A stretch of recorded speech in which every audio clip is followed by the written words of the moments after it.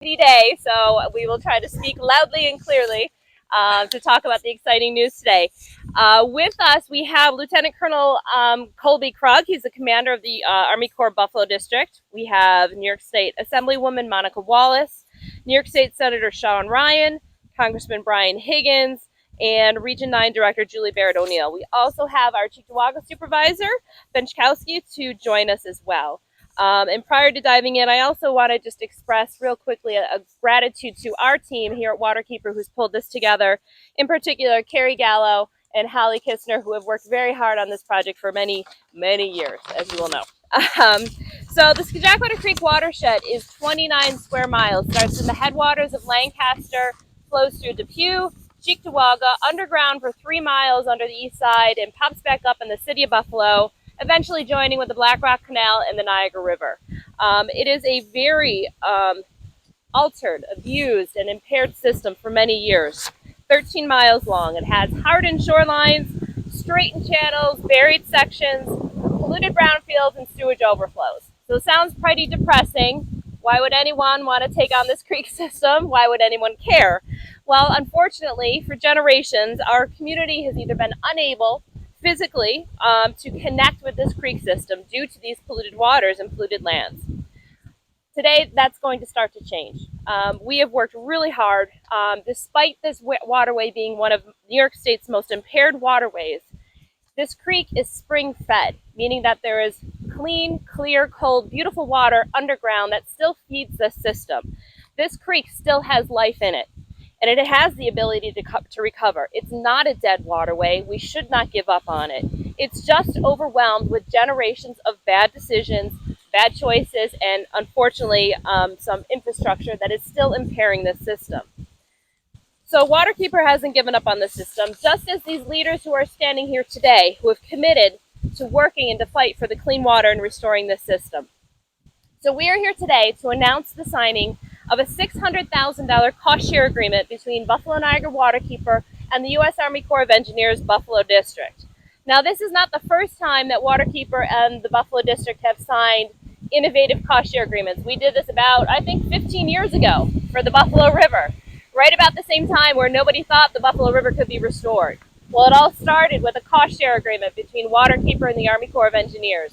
And that is the model and the approach that we're replicating for this creek system. So the Scajaquada Creek Flood Management Feasibility Study will focus on developing engineering solutions that will result in ecosystem improvements in the Scajaquada Creek watershed, such as restoring natural habitat and riparian functions. Riparian is the area of land next to the creek. It'll reestablish wetland habitat. It'll deal with invasive species. It'll also help improve the communities around it.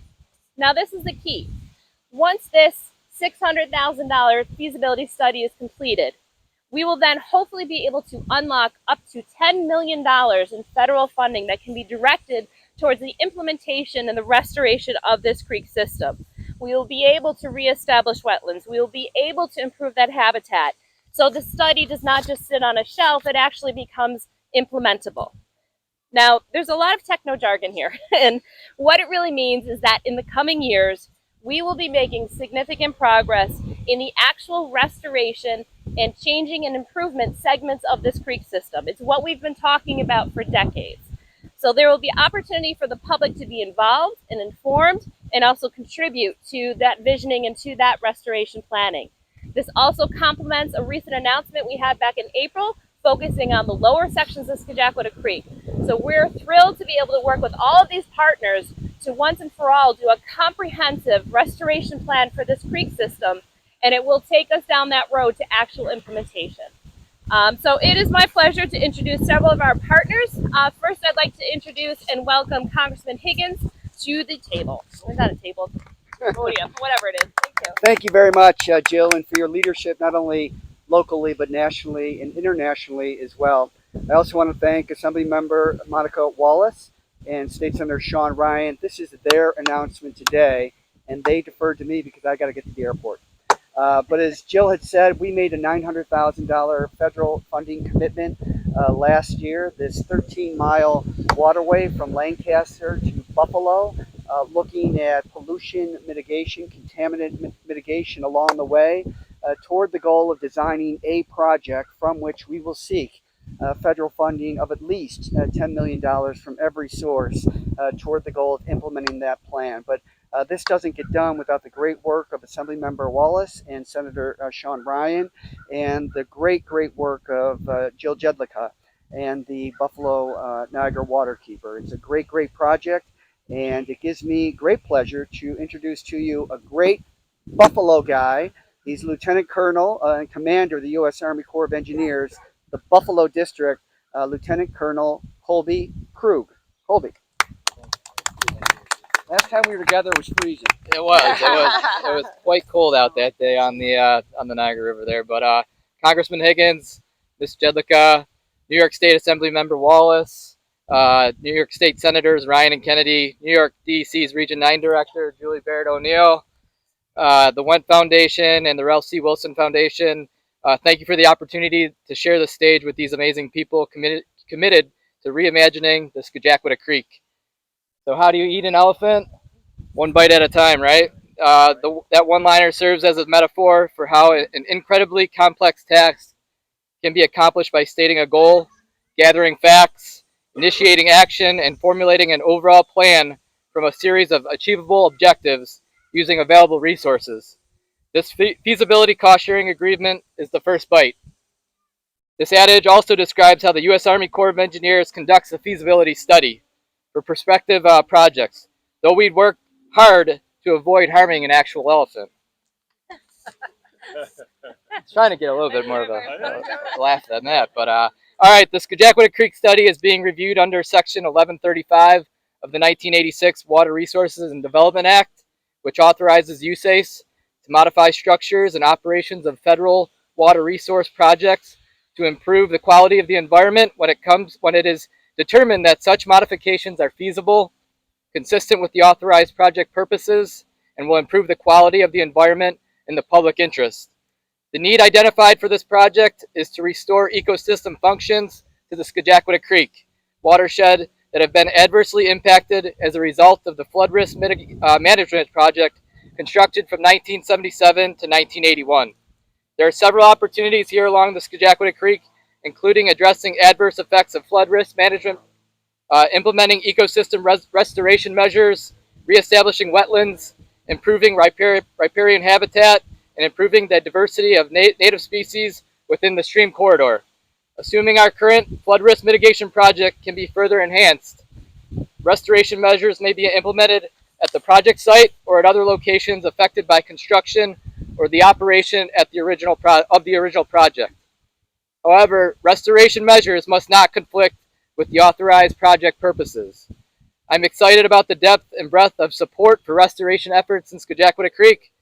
The interest is high among local stakeholders, including the Buffalo Niagara Waterkeeper, the Town of Cheektowaga, the State of New York, elected champions like Congressman Higgins, the Went Foundation, and the Ralph C.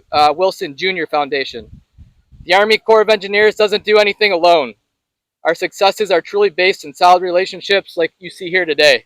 My team and I look forward to continuing to nurture our strong partnerships and looking toward the future of the Scajaquada Creek. Thank you. I'll now be followed by New York State Assemblywoman Wallace. Thank you. Nice to meet you. All right, Mike.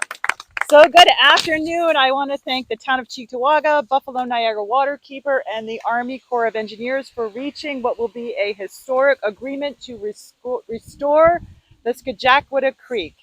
This is truly a historic moment as this study will kick off the restoration effort that will transform the environment and bring the Scajaquada Creek back to life.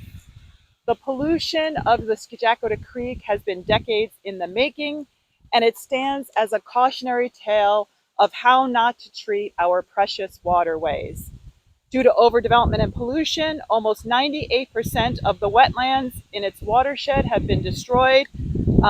Fecal bacteria in the creek is at levels that are 20 times the threshold that is considered safe for human consumption. Contaminated sludge is up to 5 feet deep in some places, and the avian botulism has been estimated to have killed hundreds of thousands of birds in our region. And because the creek ultimately flows into the Black Rock Canal and the Niagara River, everyone in Western New York should care about this waterway. We all benefit from its cleanup. From the moment I took office in 2017, I began working with my colleagues to make the cleanup of the Scajaquada Creek a top priority. In 2017, Senator Ryan, then Assemblymember Ryan, and I worked together to secure $1 million to remediate this and restore the Scajaquada Creek. Later that same year, I brought the New York State Speaker of the Assembly, Carl Hastie, right here to the Scajaquada Creek so that he could see firsthand how critically important it was to clean up this creek. A significant portion of the funds that were used as the local match for the federal study portion were the result of that $1 million that Senator Ryan and I secured back in 2017. So it's an example of our great colleagues in the federal government and the state working together to make this day possible.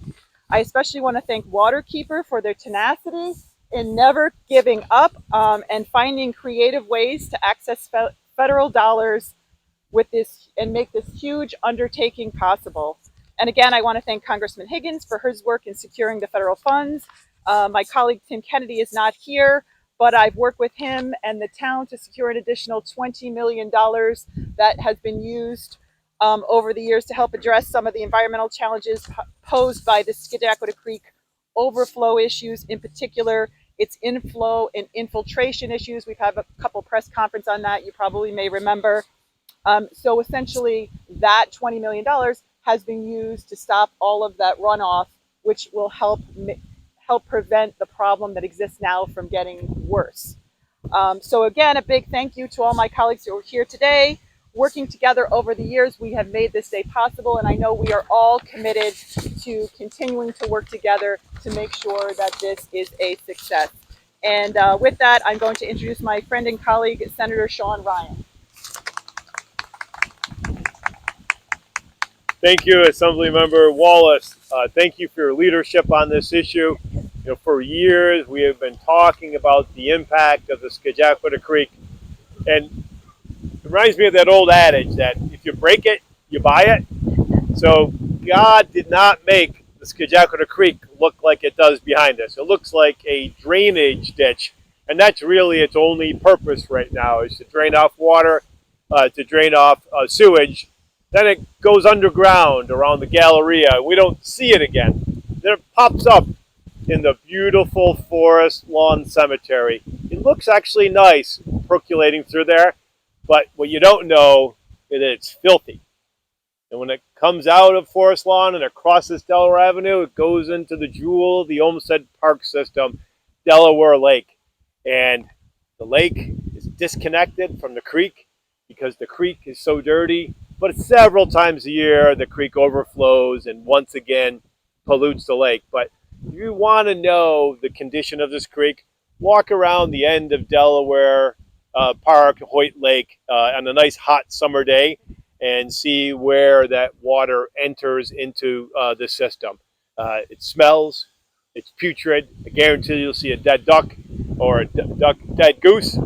Then from there, it pops underneath by Mirror Lake in front of the History Museum, and it comes back above ground. And then you encounter some industrial pollution, but then it exits into the Black Rock Canal, not into the big flowing Niagara River. That's more, you can dilute things into the canal. And any given summer or fall day, you will see hundreds of Western New York school children rowing their boats through the filthy, putrid water. So we have a lot of reasons to clean up this creek. Sometimes we sort of forget why it's so polluted.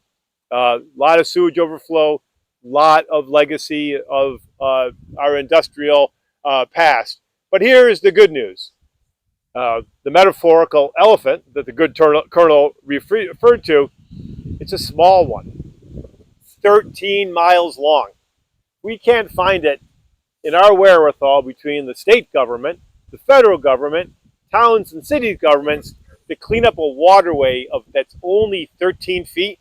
then we're in trouble in terms of trying to fix anything bigger. So I hope we can keep our focus on this. This is one step towards the process of restoring this waterway, reducing the pollution. But we're only here today because of the great work of my former colleague in the Assembly, Monica Wallace. Thank you so much, Monica, for doing your great work on this. We don't work alone. One of the players in this is New York State Department of Environmental Conservation, and let's welcome up the Region 9 Director, Julie Barrett O'Neill. DEC is very happy to be here for this exciting announcement with our friends at Waterkeeper in the state legislature, and of course in our host community with the Town of Cheektowaga and our great partners at the Army Corps of Engineers. Promoting sustainable and resilient wetland systems like this one along Scajaquada Creek is a top priority for Governor Hochul, DEC, and Commissioner Sagos. We are pleased to be part of providing $100,000 reimbursement to Waterkeeper as the non-federal sponsor for this feasibility study. And this builds upon the progress and investments DEC has already made in the Scajaquada Corridor watershed over the last decade or more. That work includes funding for the Buffalo Sewer Authority and Forest Lawn to remove sediment and restore habitat, sediment sampling efforts near the mouth of the creek, sampling and groundwater quality improvements at Hoyt Lake, and repair of a berm between the lake and Scajaquada Creek that the senator mentioned before, as well as tens of millions of dollars provided through the Water Quality Improvement Project and grants to the Town of Cheektowaga and the City of Buffalo to address sewer upgrades and help improve the water quality in the creek itself. We know much more can be done to enhance the natural features of the creek's corridor to further flood mitigation, it's very windy, and at the same time enhance habitat and restore some natural systems to the watershed here. Our rapidly changing climate continues to send us a clear message, an unmistakable message that more needs to be done. I started my day with colleagues in the Finger Lakes, the Hudson Valley, Vermont, and parts of New England as they're bearing the brunt of massive floodwater impacts to their communities this week. We need to get ahead of this and build resilience and natural function into our waterways. We need to use every tool in our toolbox to reduce the potential for climate-driven flooding right now and into the future. Restoring ecological habitat enhances that hydrologic and stream function. And this feasibility study will look at the opportunities to improve that hydrologic and wetland function within the Scajaquada corridor. Where's that blowing away? They were much better at it. DEC wants to thank Waterkeeper, the U.S. Army Corps of Engineers for their work in spearheading this vitally important project, Assemblywoman Wallace, Senator Ryan, and all of our colleagues, and including Congressman Higgins and others who have already, been speaking. We look forward to continuing our work together and with all of the partners here today in the ongoing efforts to restore Scajaquada Creek. Thank you. Thank you, everybody. Before we head over to do the actual signing of the agreement, which is very exciting, it would be remiss to not acknowledge and mention both the Margaret L. Wendt Foundation and the Ralph C. Wilson Jr. Foundation. Unfortunately, they don't have representatives here today, but both of those foundations were critical in also offering and contributing local match to this cost share agreement. Combined, they also provided $250,000 in support. So thank you to those foundations for partnering, and that's truly the public-private nonprofit partnership is happening every day. Okay, so we'll actually, do we take questions now before we sign while we're at the podium? Is there any questions about the project or the agreement? I guess what's the first phase? What are people going to see equipment right? Well, what they're going to see is they're not going to see equipment out in the creek happening. What this is a study. So you will see members of the Army Corps, the consultant teams, they will actually be doing site visits and out and looking at different stretches of the creek system and, doing their magical engineering stuff that the Army Corps does. Like water samples, stuff Yeah, like that kind of stuff. All the identifying invasive plants. Right. Well, there's a lot of information we already have. The between Waterkeeper's historical work and the Army Corps' work, there's so much information out there. It's just really pulling it together, assessing and analyzing it, and then kind of ground truthing it with real-time data. It's focusing primarily on the Cheektowaga flood control project, as the colonel had said. However, the potential solutions or remedies down the line can incorporate and look at the entire watershed. How long is it expected About 2 years. 2 years? The study is expected to take approximately 2 years, and after that, we're going to look at whether it enhances the project we already have that we did from 77 to 81, and then we'll move from there in whatever direction that makes sense. So. What kind of stuff are you studying? When you talk about study, what? You get up to mic a little bit more. Yeah. So I mean, there's plenty of things that you're going to look at in this feasibility study, but I kind of mentioned them in my speech. We're going to look at where can we add wetlands, where can we improve, do some ecosystem restoration, and you kind of talked about it. This has been a this watershed. It drains 29 miles, like they said earlier, 29 square miles throughout a pretty populated area. That's important from a flood risk management perspective. Now the next step is making it key terrain again, but from an ecosystem, plant and wildlife perspective, bringing that back in, like everybody's been talking about. So that's this next phase, and we hope the feasibility study puts us over that line. So.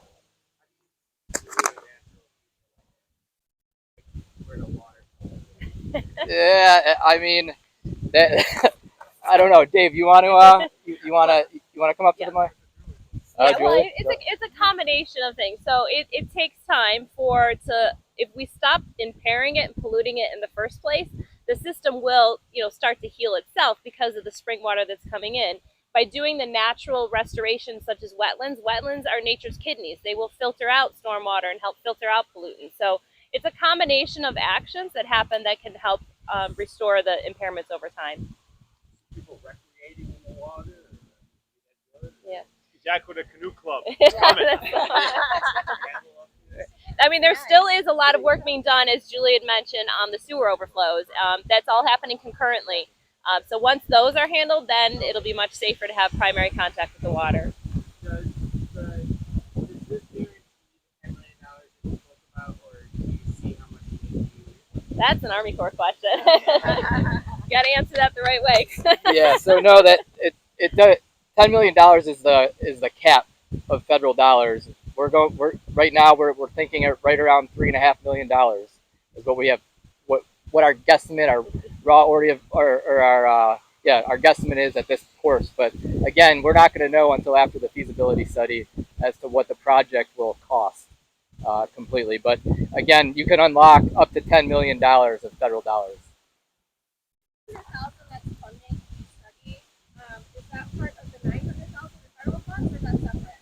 No, that's separate. The $900,000 that Congressman Hagan mentioned was previously announced in April.